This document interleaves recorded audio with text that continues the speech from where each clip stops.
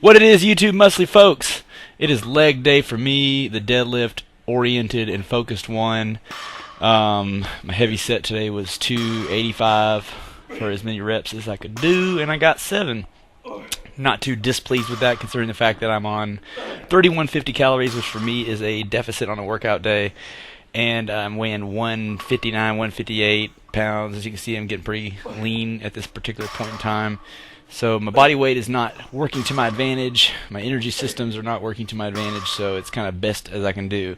Now you'll notice right now I'm wearing a weightlifting belt. I generally do not wear a weightlifting belt ever, not even necessarily on heavy deadlift sets.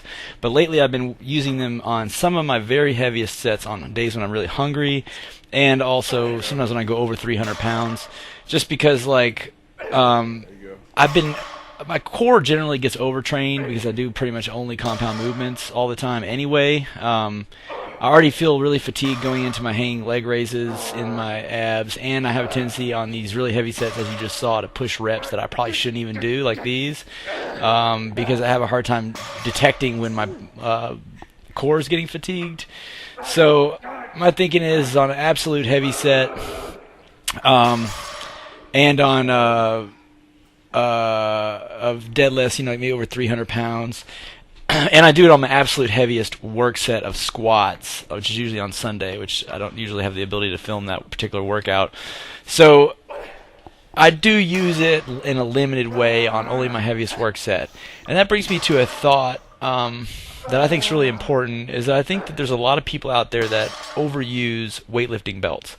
They think a weightlifting belt is sort of like okay, I'm weightlifting, so I wear a weightlifting belt. And they put it on, and they wear it throughout the entire time at the gym. They'll go do curls with a weightlifting belt. They'll go do cable exercises with a weightlifting belt. They'll go do, dumbbell exercises with one. They'll use machines with one on. And the problem with using a weightlifting belt, in my opinion, is that it weakens your core. It teaches your core not to have to worry about contracting on its own, or to worry about contracting against an object rather than contracting against itself. So on a certain level, you're not getting the specificity of training using your core without a weightlifting belt and doing exercises. And on a certain level, you're kind of teaching your body only how to move with this, what is effectively becoming a waist trainer, on your body, and it just kind of relaxes your TVA in terms of how hard it needs to exert energy in order to contract hard enough to stabilize itself under loads.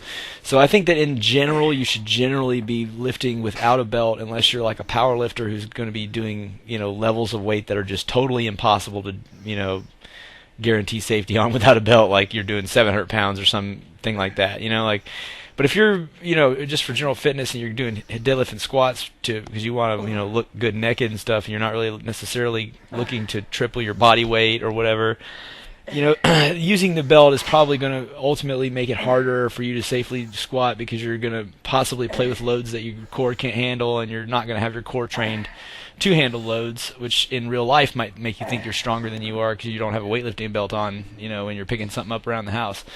So ultimately, for the average general health person and bodybuilder and whoever else, using the weightlifting belt on any exercise is probably, including squats or deadlifts, is probably a bad idea. But to use it on all exercises is definitely a bad idea. Even just to wear it for like a long time, just to get your body used to having all that assistance and managing weights over the core is just, in my opinion, not something that's going to build a strong back that will be resistant to injury.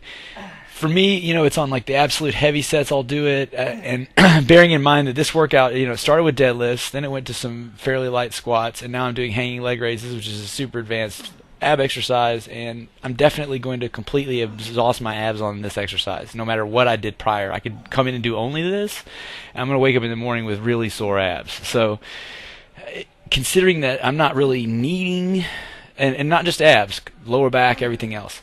So I'm not needing necessarily to primary focus targeting my core. I did all of my, fairly heavy work sets that were not my main work set without the belt. I did all the squats without the belt. So my low back has managed a lot of weight today. It's managed a lot of volume of weight, probably more than it needs to anyway. So that one heavy set, I did use the belt on that one set, just because knowing that I'm on low food, What if I go for a couple of extra reps thinking I got the energy and thinking I got the strength, but due to the lack of food, I'm really not as strong as I believed I was?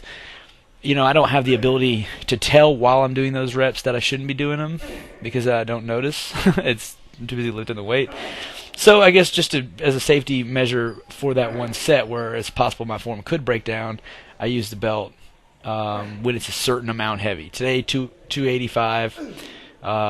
With the fact that I felt hungry, my hip flexors were aching, just all these combination of factors made me feel pretty fatigued. I thought, throw on the belt, on this heavy set. And that, I think, is how the belt should be used.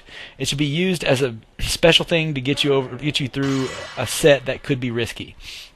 That's pretty much the time when it shines. Otherwise, no, I think. Like, comment, and subscribe.